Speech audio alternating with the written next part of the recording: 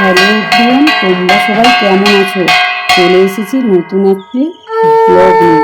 তো চৈত্র মাসে দেখো আমাদের এখানে শিব উঠে গেছে।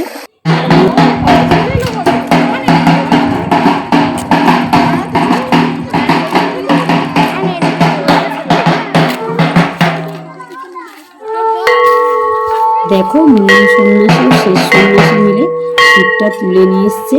তাই এটা হলো আমাদের প্যান্ডেল, আর এই হলো আমাদের মন্দির। আর তোমাদের কাদের কাদের ওখানে শিব উঠেছে আমাকে কমেন্টে জানিও কিন্তু। তারপরে দেখো নিয়ম আছে, ঠাকুর মশাইকে পা ধুয়ে আঁচল দিয়ে মুছিয়ে দিতে হয়। তো ঠাকুরগুলোকে মন্দিরে তুলে নেওয়া হয়েছে, এরপরে পুজো হবে।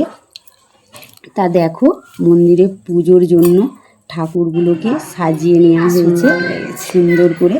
আর ঠাকুরমশাই এবারে পুজো শুরু করে দেবে।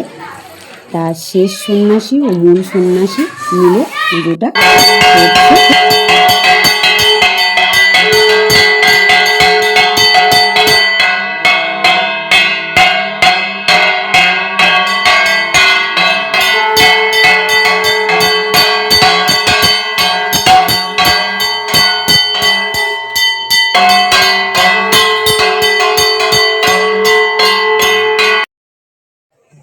শিব পুজোর কিন্তু অনেক নিয়ম আছে, আস্তে আস্তে তোমাদের সঙ্গে পুরোটা শেয়ার করছি।